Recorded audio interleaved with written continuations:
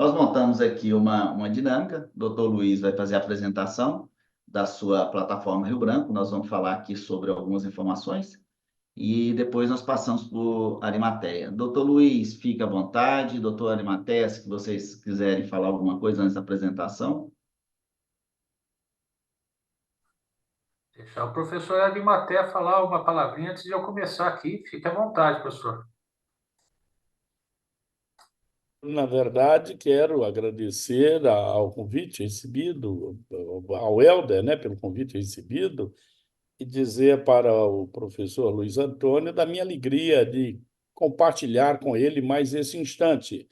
Estamos juntos há algum tempo, conversando, trocando algumas experiências quanto ao cadastro, quanto ao registro jurídico e assuntos pertinentes a esse tema que nós vamos também debater nesse espaço que o Helder nos concede. Portanto, a todos, boa noite também, e vamos aguardar o professor Luiz Antônio dizer o que pensa. Eu que agradeço, professor Arimatea, pela honra de estar contigo aqui, agradecer ao Dr. Helder também pela abertura no seu podcast.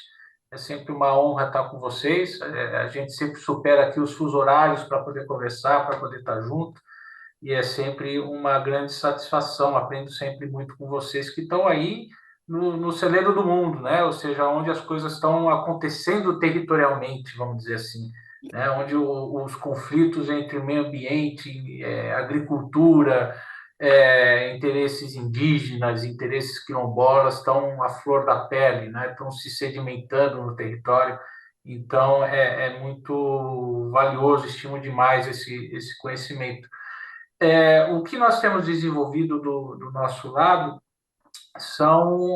é uma visão que parte muito, a gente até começou um pouquinho semana passada, sobre aquela visão do Rui Barbosa, né? Ou seja, de você entender que para você ter um sistema registral no Brasil que seja competente, as propriedades têm que ter uma espécie de CPF, né? Isso que hoje a gente já fala mais abertamente sobre essa característica foi dito com todas as letras já em 1890. Então, quando o Rui Barbosa ele cria o sistema geográfico, né, naquele momento ligado ao Ministério da Guerra, ou seja, que hoje é a diretoria do Serviço Geográfico do Exército, existe até hoje essa entidade, mas não com aquela função original que se estimava, que era que a gente tivesse uma cartografia oficial, uma geografia oficial, ou seja, para nós termos o direito das coisas, nós precisamos, né, poder comprar, vender, herdar, hipotecar uma propriedade, desmembrar, fazer tudo. Essa propriedade tem que ter um número, tem que ter um código, tem que ter uma poligonal, né? E o próprio Rui Barbosa falava isso, verbalizava isso em 1890, 135 anos atrás, quase. E certamente, se a gente tivesse aplicando nesse momento aquilo que ele falou, esses 134 anos atrás, a gente estaria num momento com muitas questões territoriais muito melhor resolvidas. De uma forma ou de outra, isso não aconteceu, né? E na década de 30, de 1930, nós tivemos um outro gênio, que foi o Teixeira de Freitas, não o Teixeira de Freitas do século XIX, mas muitos dizem que foi o sobrinho dele, o Mário Augusto Teixeira de Freitas, que é o patrono do nosso IBGE, do nosso Instituto Brasileiro de Geografia e Estatística, que, junto com o embaixador Macedo Soares, criaram aquele órgão, né, no Estado Novo, né, com o presidente Getúlio Vargas, exatamente para organizar o censo de 1940 e começar a ter uma série histórica e começar a cartografar o Brasil. Getúlio tinha aquela visão muito fordista de marcha para o oeste, né? Ou seja, para fazermos essa marcha para o oeste, que era uma visão muito do próprio Marechal Rondon, né? Nós precisamos ladrilhar o nosso interior, pactuar, ter um pacto espacial com a questão indígena. Muitos falam de marco temporal, mas ele falava muito de marco espacial para a questão indígena, né? Ou seja, essa área vai ser indígena, essa área vai ser do branco, aquela área nós vamos preservar, essa área nós vamos avançar. Então, pensava-se muito em impacto territorial, né? E ali também as políticas públicas geográficas, vamos chamar assim, deu um outro salto qualitativo no Brasil, e tinha uma proposta de regularização fundiária, tinha uma proposta de regularização urbana, havia um modelo, né? O nosso terceiro modelo, que veio na década de 60, foi um antimodelo, né? Porque foi um modelo muito no refluxo, nos últimos 15 dias do governo Castelo Branco, já um pouco antes do AI-5, que aí existia muito interesse de se quebrar aquele IBGE autárquico, aquele IBGE com uma governança e transformá-lo em fundação, né? E se pegarmos o Decreto-Lei 161 de 1967 e lê-lo, né? Ele cria a Fundação IBGE e lá no artigo 32 ele fala, depois que criou ali, fica extinto o IBGE, né? Até hoje a gente acha que o IBGE é a mesma coisa, mas sob o ponto de vista da governança é uma entidade completamente nova, né? Aquele IBGE getulista morreu em 67, porque queria se quebrar o sigilo estatístico e o que de certa forma descambou alguns meses depois no AI-5.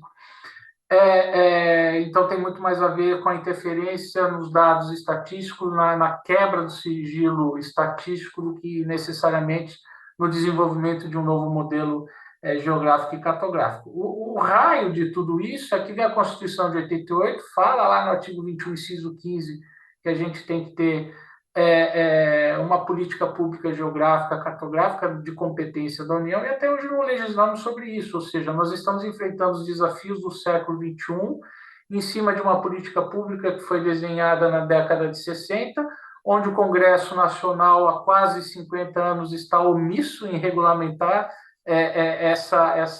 50 anos, não, desculpa, quase 40 anos, está omisso em regulamentar esse dispositivo constitucional, e tudo que nos sobra é um decreto que está solto, um decreto que não tem remissão legal, que é o decreto 6666 de 2008, que cria a Infraestrutura Nacional de Dados Espaciais, um decreto tecnicamente muito bem escrito, com todos os princípios e os fundamentos ali postos, mas que dialoga muito pouco com essa questão fundiária, com essa questão da regularização territorial, né? Ou seja, ele traz num momento histórico muito interessante, ou seja, a Europa tinha feito em 2007, ou seja, foi num movimento muito contemporâneo, mas ele, de certa forma, veio desconectado dessa questão da terra, até porque a questão da terra, depois dessa extinção do IBGE, né, getulista, a questão territorial acabou ficando muito policêntrica no Brasil. Então, o INCRA vai cuidar do meio rural, o Sudene e a Sudan vão cuidar do desenvolvimento regional.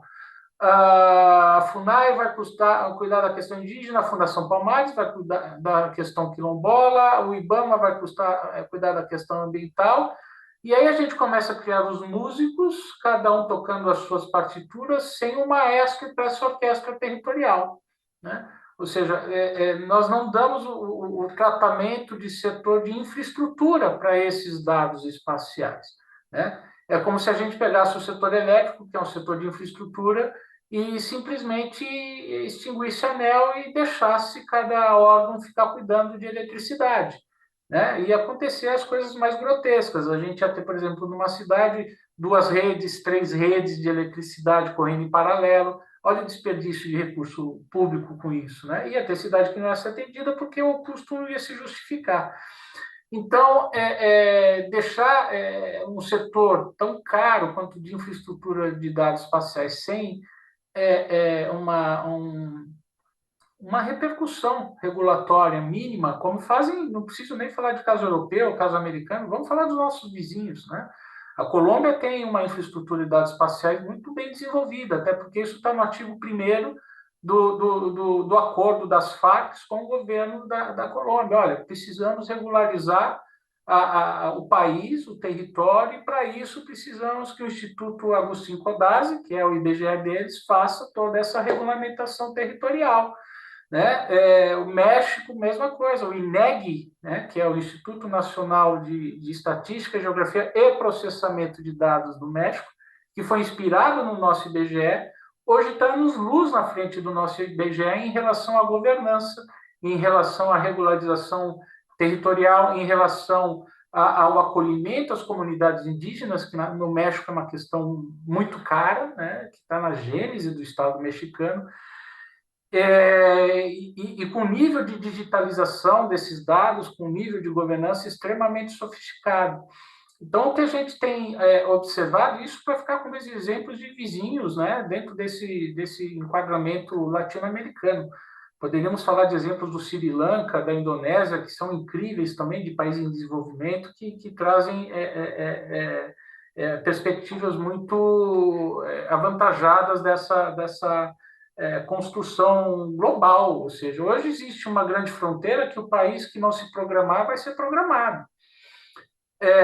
Ou seja, se nós não tivermos uma política pública que nos permita nos programarmos, alguém o fará no nosso lugar. E aí é como a gente ser um painel dentro de um monitor de um videogame em algum lugar do mundo, com as pessoas dirigindo os carros autônomos nas nossas ruas, dirigindo as entregas de produtos pelos drones no nosso espaço aéreo, dirigindo todo o nosso sistema no Brasil, fora do Brasil. E aí entra a questão da extraterritorialidade, entra a questão do Elon Musk discutindo com o governo federal ou com o Supremo, concordemos ou não, isso tudo tudo face dessa mesma moeda, é tudo face desse mesmo problema global que nós vivemos, porque hoje o Elon Musk programa o Brasil muito mais do que muita entidade governamental brasileira, e nós não votamos no Elon Musk. Nós não tivemos o direito de dizer se nós queremos ou não tê-lo como parte desse nosso dia a dia, dessa nossa governança. Então, tudo isso para dizer que a gente vive um momento em que, muitas vezes, a irregularidade era um ativo do Brasil, ou seja, nós vamos grilar porque nós precisamos avançar, o governo está atrasado, nós vamos grilar. E essa irregularidade era vista como uma coisa tolerável, porque o Brasil está desenvolvendo, nós estamos avançando, nós estamos produzindo. Essa irregularidade, no século XXI, ela é plenamente inconcebível. Por quê? Porque o que é irregular, a gente não programa, e o que a gente não programa, a gente continua no século XX. A gente não avança para o século XXI, que é um século de programação, é um século de algoritmo, é um século de big data, é um século de inteligência artificial, de internet das coisas. E se a gente não transforma essas unidades em algoritmos, em blockchain, em tokenizações, né, nesses ativos todos tão caros, né, para os cartórios, né, que o professor Arimatea depois vai muito bem nos brindar aqui com conhecimento, a gente para um tempo, a gente simplesmente não consegue avançar e não consegue desenvolver. Nós, na geocracia, a geocracia ela tem que ser entendida muito na perspectiva de uma legal tech, de uma startup. Ou seja, o que nós desenvolvemos é um grande projeto de pesquisa e desenvolvimento, né, onde a gente consegue trabalhar, fazer alguns ensaios e tirar alguns produtos em cima desse laboratório, que certamente estaria muito mais avançado se, ao invés de termos que parar para fazer algumas funções que nós entendemos que deveriam vir do governo, né? E nós poderíamos estar muito mais à frente, né? Se tivéssemos esse tipo de respaldo. Então, até como o Helder me deu a liberdade de mostrar um pouquinho desse laboratório, o que a gente tem aqui é uma grande máquina de calcular geometrias, né? Ou seja, e como essa existem várias hoje no Brasil, e isso é um problema, porque nós deveríamos ter uma só. Né? Se você pega o decreto 12.906 de 94 do governo americano, eles já falavam lá abertamente, faça o mapa uma vez e use várias vezes, e não faça o mapa várias vezes para usar uma vez. Né? Isso é um enunciado do governo americano, isso é um enunciado da diretiva INSPIRE na Europa, aonde nós precisamos dar um tratamento para os dados espaciais de monopólio natural, nós só podemos ter um mapa, porque senão nós vamos desperdiçar recursos. E hoje nós vivemos uma situação onde só aqui nessa plataforma nós temos mais de 300 camadas, seja do IBAMA, seja do INCRA, seja dos cartórios, seja do INPE, seja de quem for. Por quê? Porque o Brasil está produzindo vários mapas e não está fazendo a convergência deles, ou seja, nós, enquanto contribuintes, pagamos 300 vezes a mesma coisa para ter um baixo nível de eficiência, um desperdício de recursos públicos, e o TCU já percebeu isso, já está atrás disso, já é possível identificar no TCU, inclusive, decisões no sentido de falar, olha, governo, precisamos nos mexer, precisamos andar, né? E aqui, até fica também, professor, fica também uma dica da gente observar, porque talvez possa ser um grande aliado em várias construções que estão sendo feitas pela CNJ, pelos cartórios, né, para que a gente consiga fazer uma convergência desses dados públicos, porque é a partir daqui que a gente vai conseguir avançar. Ou seja, hoje nós temos com força nesse laboratório a chance de, eu quero ir aqui no estado de Goiás, onde tudo está acontecendo. Eu poderia ir no Mato Grosso também, mas só para não ficar tudo dentro todos os ovos no mesmo, na mesma caixa, né? Eu estou aqui perto da Serra da Mesa, quero saber tudo que tem aí dentro. Em tese, era o governo que tinha que me dar essa informação, né? Porque os dados já são públicos. A gente apenas criou uma plataforma para facilitar, para que a gente possa entregar produtos lá na frente que nós entendemos que o país precisa, né? E quando eu aperto o próximo, eu consigo fazer a interoperabilidade de tudo que tem aí dentro. Tem rodovia, tem ferrovia, tem porto, tem aeroporto, tem jazida, tem caverna, pegou fogo, tem ave migratória que me proíba ter torre eólica, tem terra indígena, terra quilombola.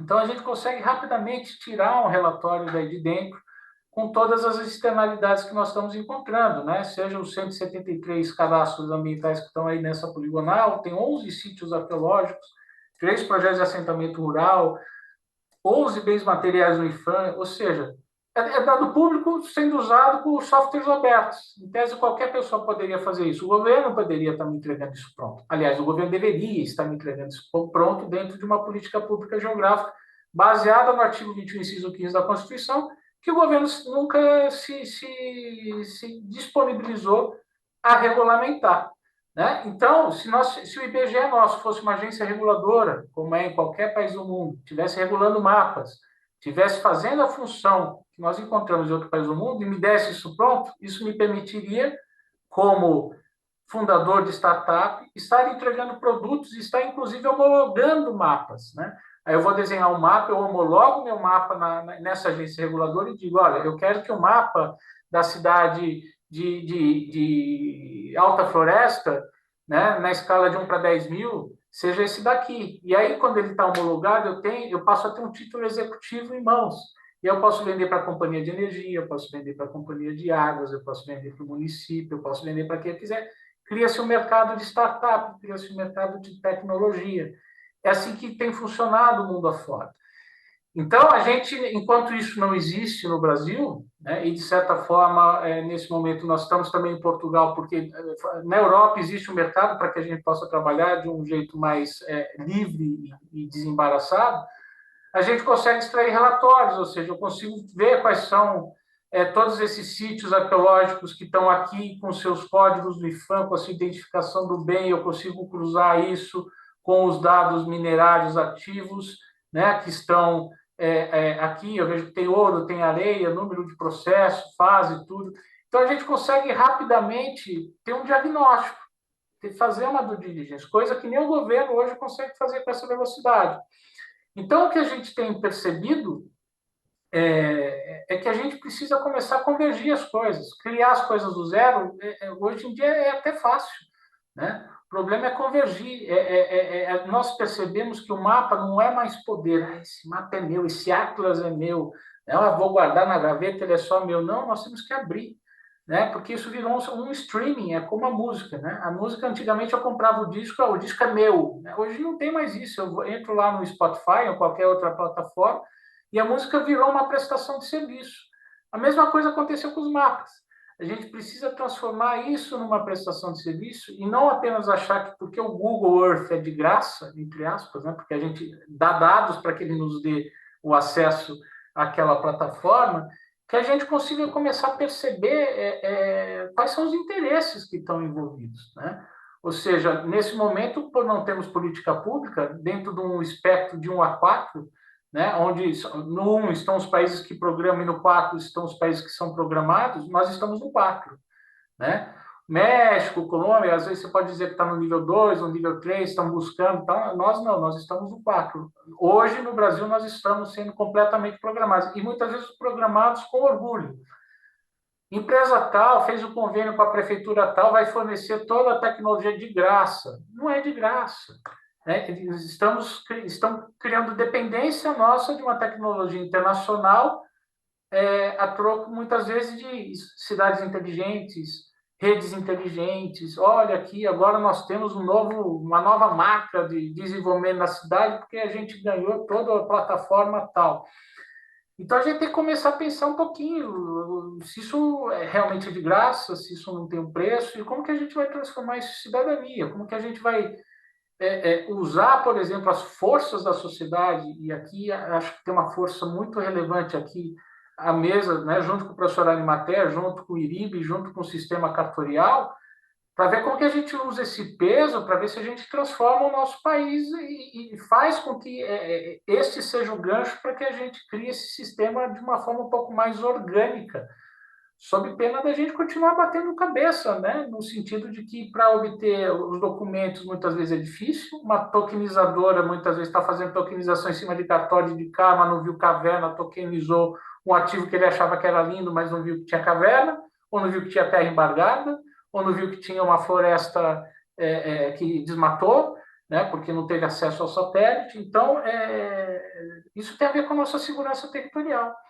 Isso tem a ver com a nossa segurança enquanto país, né? No momento em que guerras no mundo estão acontecendo, no momento que estamos tendo uma compra massiva de terras por estrangeiros no Brasil, então precisamos estar atentos, no meu ponto de vista, a esse tipo de tecnologia, a esse tipo de característica. Isso que a gente mostrou é direito 4.0 na veia, né? Não é apenas um discurso de direito 4.0, vamos fazer, não. Esse setor de geografia e estatística, ele potencializa o direito 4.0 na prática, a gente consegue ver o direito administrativo se sobrepondo aqui em camadas ao vivo e a cores. Então, acredito que tem uma fronteira aí muito interessante para nós descortinarmos, relacionando a atividade cartorial e geoinformação, né? Aproveito aqui para, em público, parabenizar o professor Arimatea, que a gente também tem acompanhado vários avanços que têm sido, com muito suor, obtidos, né, para que a gente consiga amadurecer esse sistema no Brasil, trazer um pouco de luz, né, iluminar um pouco a nossa sociedade, né, nesse desafio. E agradecer a oportunidade de estar aqui, renovar aqui os agradecimentos e me colocar à disposição para as perguntas.